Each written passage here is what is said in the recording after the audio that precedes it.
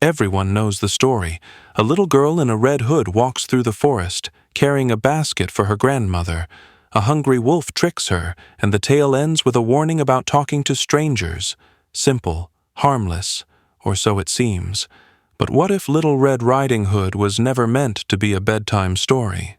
What if it began as something far older and far more disturbing than most people realize? Long before Little Red Riding Hood became the sweet story told to children at bedtime, it existed in a very different form, one that was never meant to comfort. Its roots stretch back hundreds of years into a time when stories were not entertainment, but warnings. In small villages scattered across medieval Europe, oral tales were tools of survival. They were passed from one generation to the next to teach lessons about the dangers of the world, especially the dangers waiting for the young and the naive. The story we now call Little Red Riding Hood began as one of those dark lessons. It was not about a wolf or a hood at first. It was about a girl, a forest, and the threat that lurked when she left the safety of her home. Anthropologists have traced similar folk tales to rural France, Italy, and even parts of Central Europe, dating back to before the 15th century. In those early versions, the girl is sometimes called the story of grandmother, or the false grandmother. The details change from place to place, but the theme remains the same. A young woman is deceived by a predator disguised as something safe. In these early oral versions, the story was far more brutal than the one children hear today. There was no happy ending, no woodcutter to save the day. The girl often ends up eaten, sometimes after unknowingly consuming part of her own grandmother's remains, a grisly act meant to shock listeners into awareness. The message was not hidden behind symbolism or moral lessons. It was direct. Danger is real, deception kills, and innocence does not protect you. The earliest known written version of the story came from 17th century France at the hands of a man named Charles Perrault.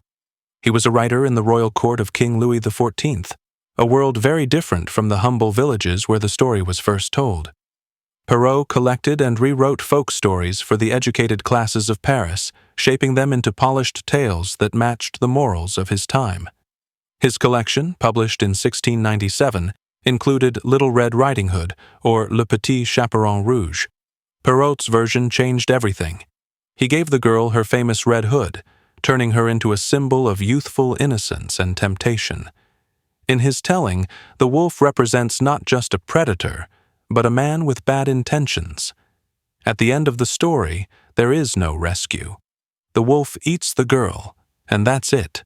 Perrault even added a clear moral at the end, warning young women, especially those of noble birth, to be cautious of wolves in society who might appear charming but mean harm. This was not just a story for children. It was a coded lesson for young women in a time when reputation and purity were everything. The red hood, a color associated with passion and sexuality, became a symbol of both danger and desire. By stepping off the path, the girl symbolically disobeys social norms. By speaking to the wolf, she opens herself to temptation, and by being eaten, she pays the price for her curiosity and disobedience.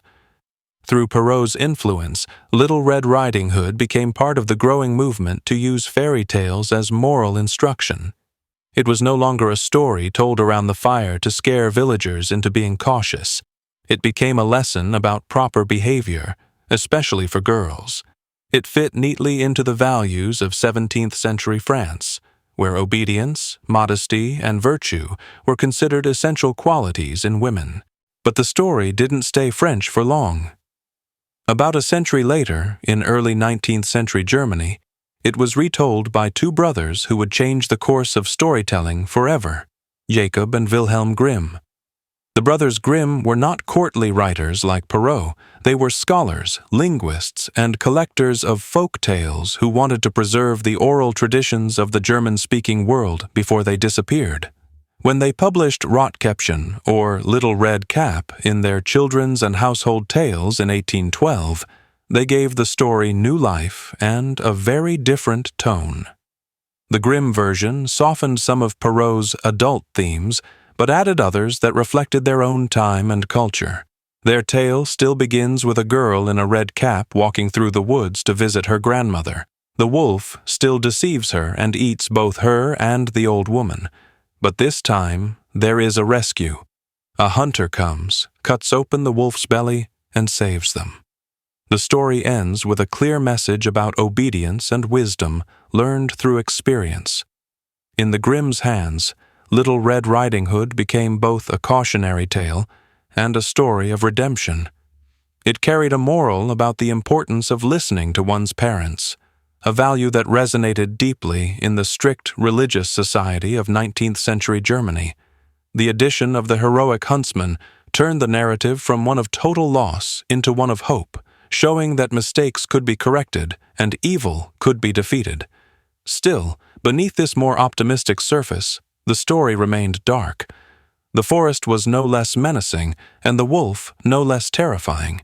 The Grimms simply reworked the story to fit the emerging idea that children's stories should teach virtue, but also end with the reassurance that good triumphs over evil.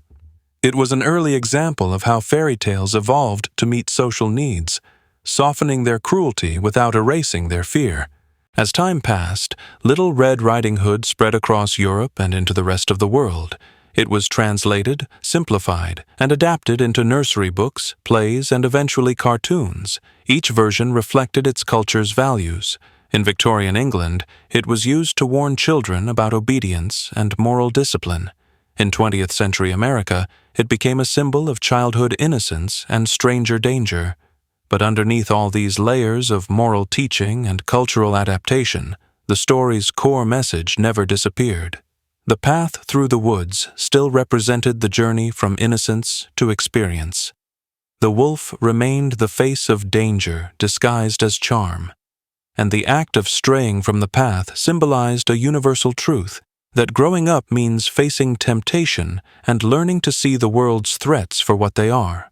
It's also worth noting that the story's evolution mirrored changes in society's attitudes toward danger, gender, and power.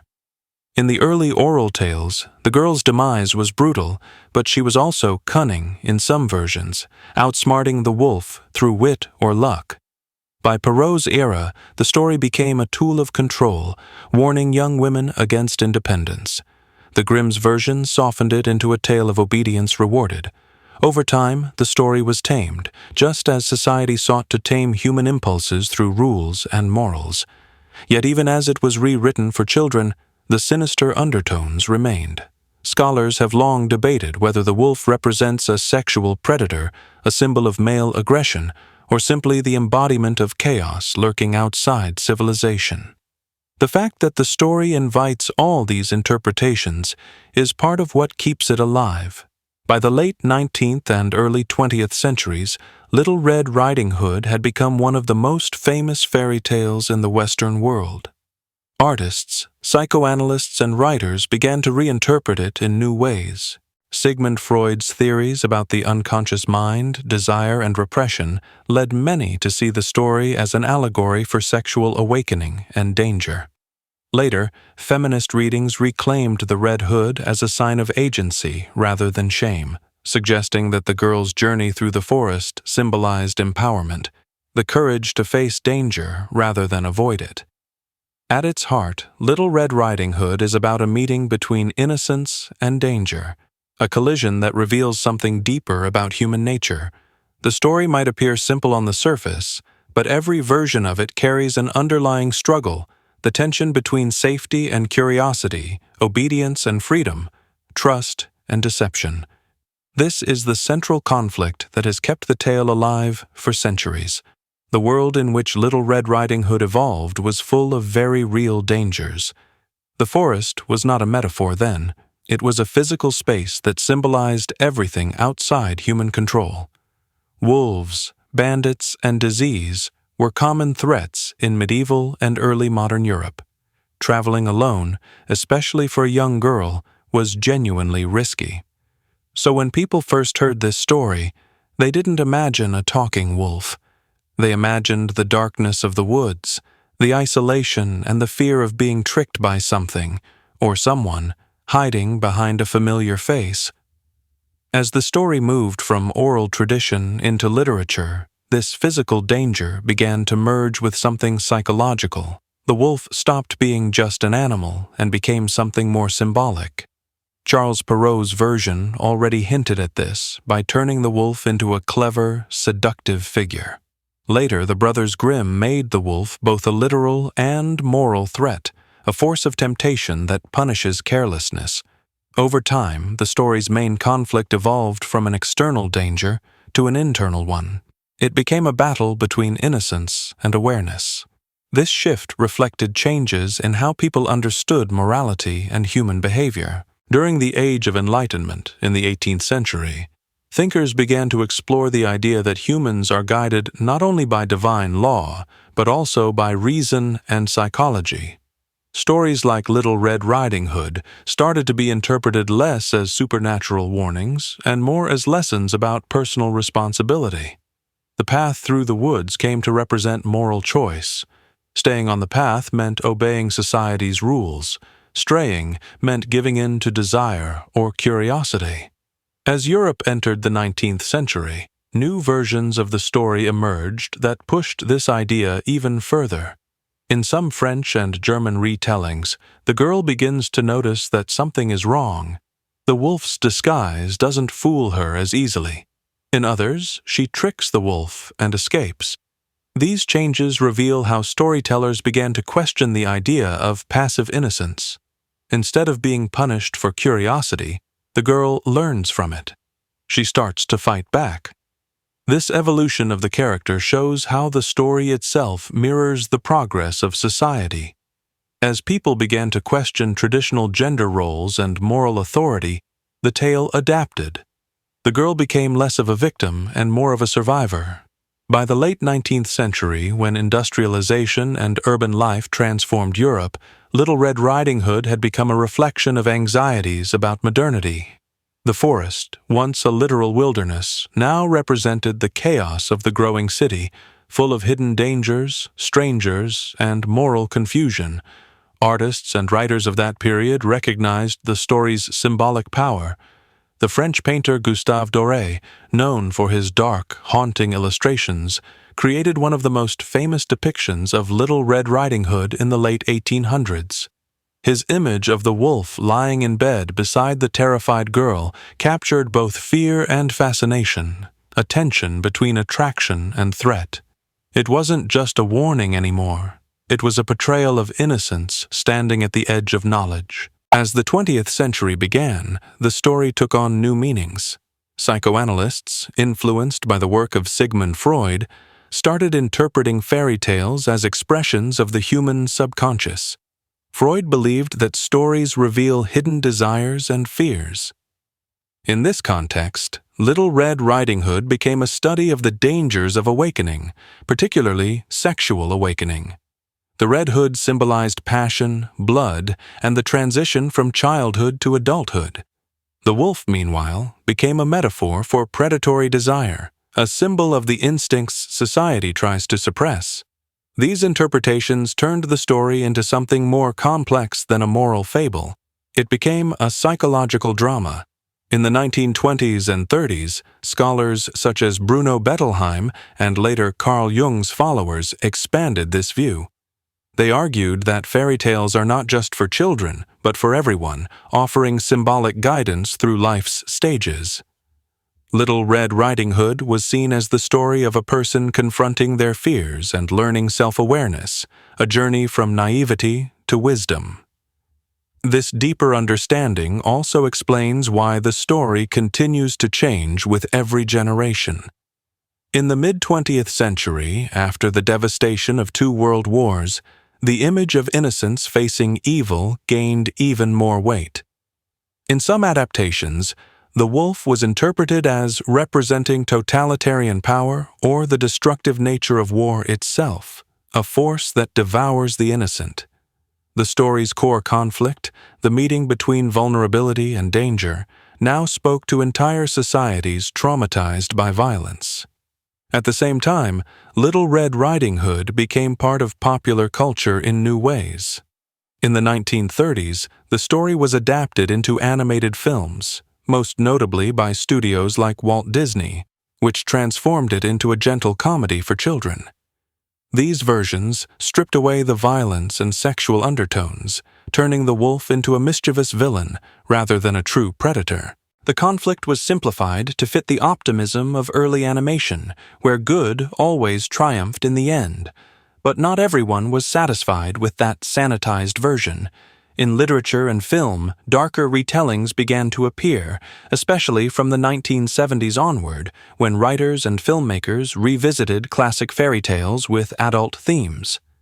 Angela Carter's The Bloody Chamber, published in 1979, reimagined Little Red Riding Hood as a feminist parable.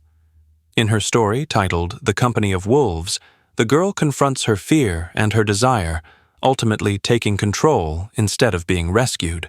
The wolf, instead of being purely evil, becomes a reflection of human instincts, dangerous but also natural. Carter's reinterpretation was a turning point. It brought the old conflict into the modern age.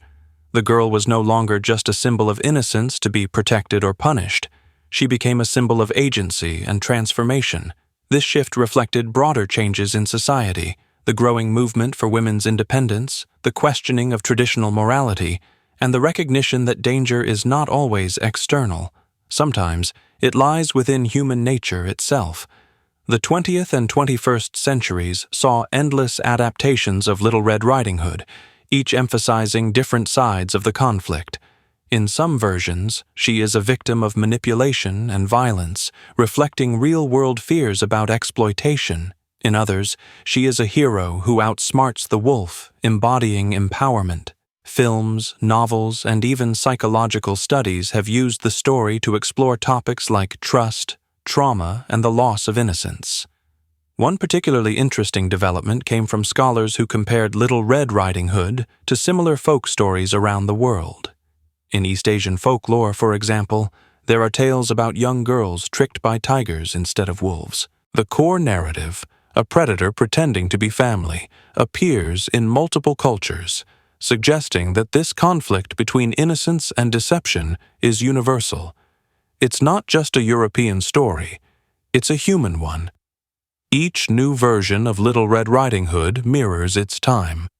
During the height of the Cold War, some saw the wolf as a metaphor for ideological danger, the seductive voice of propaganda. In more recent years, storytellers have used the tale to comment on technology and social media, where strangers can disguise themselves behind screens just as the wolf disguised himself in the grandmother's bed. The lesson remains unchanged. Appearances deceive, and awareness is the only true protection. Despite all these transformations, the story's emotional core still revolves around a single moment, when the girl realizes that the figure before her is not who she thought it was. That realization, the instant when innocence meets reality, is the true climax of Little Red Riding Hood. It captures something that everyone experiences, the moment you first understand that the world can be both beautiful and dangerous at the same time. When we strip away the familiar image of a girl and a wolf, what remains in Little Red Riding Hood is one of humanity's oldest symbolic dramas, a story about transformation.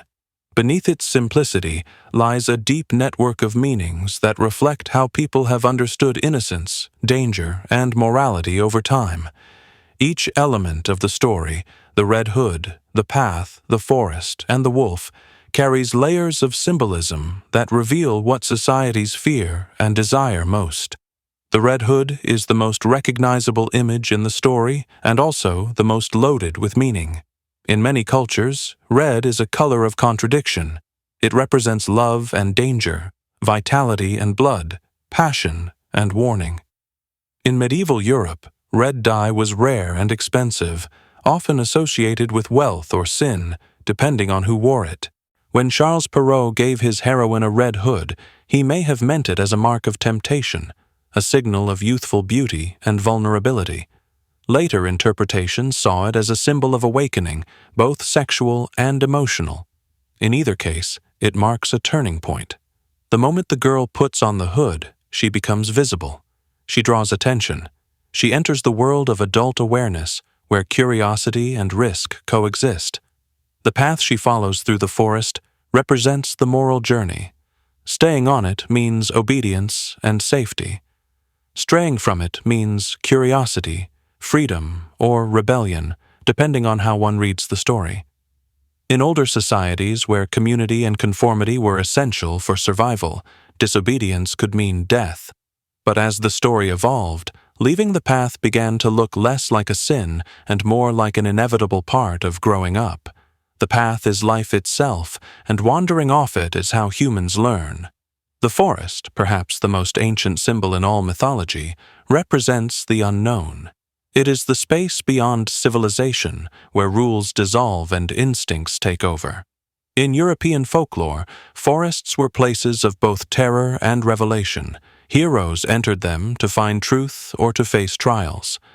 In Little Red Riding Hood, the forest serves as both physical danger and psychological landscape, the place where innocence meets experience. Entering the forest is crossing the boundary between childhood and adulthood, between safety and temptation. Then there is the wolf, the story's most enduring symbol. In folklore around the world, the wolf is often the embodiment of the wild, the untamed, and the predatory. It is feared for its cunning and admired for its strength. In this story, the wolf takes on a uniquely human quality, deceit. He speaks, dresses, and pretends. That human disguise is what makes him terrifying. The wolf represents not just a beast in the woods, but the danger that wears a familiar face, the kind of evil that hides behind charm. In modern psychology, the wolf can be seen as the darker side of human nature, the instincts we repress but never lose. Over centuries, these symbols have made Little Red Riding Hood far more than a moral fable. They have turned it into a mirror reflecting how societies understand innocence and corruption. During the Victorian era, when moral control was strict, the story's warning about talking to strangers fit perfectly with social expectations of women's behavior. But in the 20th century, when psychology and feminism began to reshape cultural ideas, the story took on new meanings. It became not just a warning about danger, but a study of transformation, how innocence becomes awareness, how fear becomes knowledge. Across cultures, similar stories carry comparable meanings. In China, an old folk tale called The Tiger Grandmother tells of a young girl tricked by a tiger pretending to be her grandmother. The tiger's deception, like the wolf's, tests the child's ability to recognize danger disguised as love.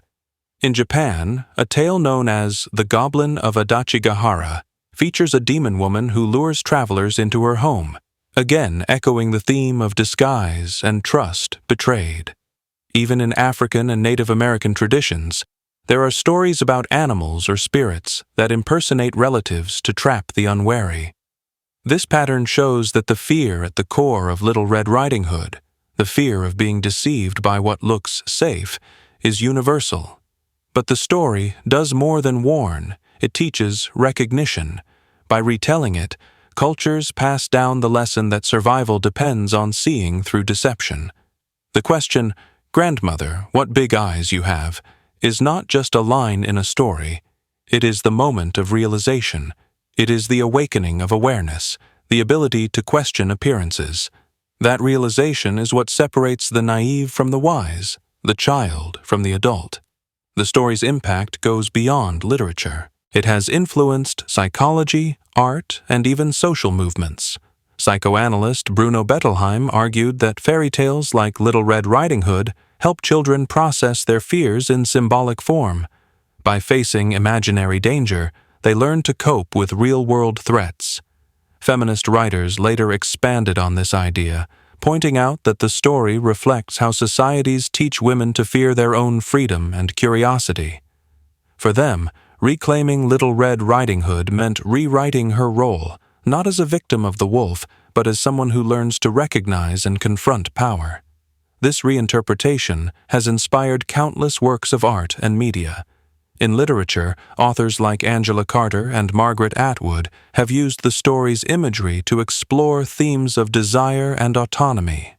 In cinema, directors have turned the forest into a stage for psychological struggle. Some modern films depict the wolf as a literal monster, others as an inner demon, a part of the self that must be faced rather than destroyed.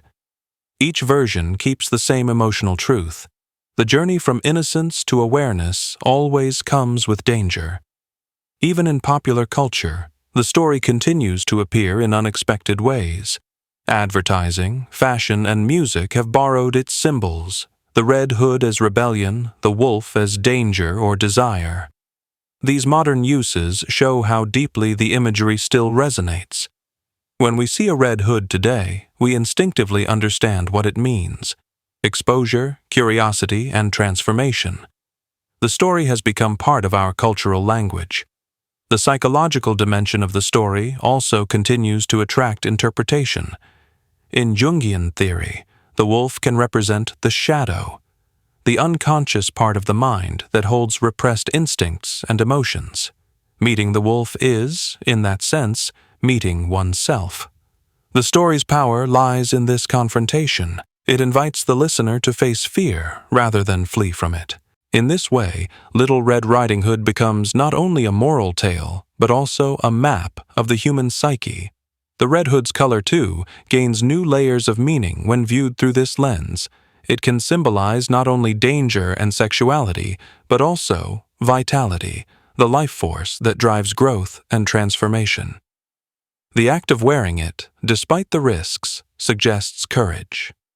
The girl's walk through the forest is an act of self-discovery disguised as a simple errand. She is not just delivering food to her grandmother. She is confronting the world's uncertainty and her own awakening awareness. As the story spread across continents, it adapted to different moral codes. In some Native American versions, the predator is not punished but respected, seen as a necessary part of the natural order. In these tellings, the lesson is not to avoid danger, but to live in balance with it. This contrasts with European interpretations that cast the wolf as pure evil. The comparison reveals how different societies view the relationship between humans and nature. One sees it as a struggle for control, the other as coexistence. Religious interpretations have also shaped the story's meaning. In Christian symbolism, the wolf has long represented sin or the devil, a deceiver who preys on the faithful. The red hood, in that context, has been read as the mark of original sin or as a warning against temptation. Meanwhile, in more modern secular readings, the story becomes a commentary on human instinct, not divine punishment. The shift from religious to psychological meaning mirrors how Western culture itself has changed over time, moving from external moral authority to internal moral reflection. In education and social development, Little Red Riding Hood continues to play a role, often used to teach children about trust and caution. Yet the story's modern adaptations sometimes invert its lessons. In some retellings, the girl befriends the wolf, suggesting that fear can be overcome through understanding. In others, she becomes the hunter, turning the tables on her predator. These variations show how the tale continues to evolve with the values of each generation. What makes Little Red Riding Hood timeless is not its moral, but its adaptability. It survives because it can carry new meanings without losing its core structure. It can be a warning, a feminist statement, a psychological metaphor, or a piece of pop culture. Its symbols are simple but powerful enough to fit every age. When a story can be retold endlessly and still feel true, it means it touches something universal. The impact of this story on global culture cannot be overstated. From children's classrooms to university studies, from fairy tale books to horror films, Little Red Riding Hood continues to remind people that awareness is both a gift and a burden. It teaches that knowledge brings power but also exposes us to danger. The wolf may change faces, from a stranger in the woods to the darker parts of human desire, but he never disappears. Ultimately, the story's meaning lies in its dual nature. It warns against deception, yet celebrates curiosity. It fears the wild, yet depends on it for transformation. It punishes disobedience, yet honors courage. This balance between fear and freedom is what gives Little Red Riding Hood its lasting power. It is not only a story about avoiding danger, it is a story about becoming wise enough to face it. And that, perhaps, is why it still matters. We tell it to children not just to scare them, but to prepare them, to teach them that the world is full of both wolves and wonders, and that the difference between them is not always easy to see. Even after hundreds of years, the girl in the red hood still walks through the forest, and we still follow her, wondering what she will find. Every generation remakes Little Red Riding Hood in its own image, but the message remains the same. Awareness comes at a price, and innocence, once lost, can never be regained. The story began as a warning and became a mirror, reflecting both the darkness and the courage within us. Its symbols remind us that danger and growth often walk side by side, and that sometimes, to understand ourselves, we must step off the safe path and face the wolf waiting in the woods.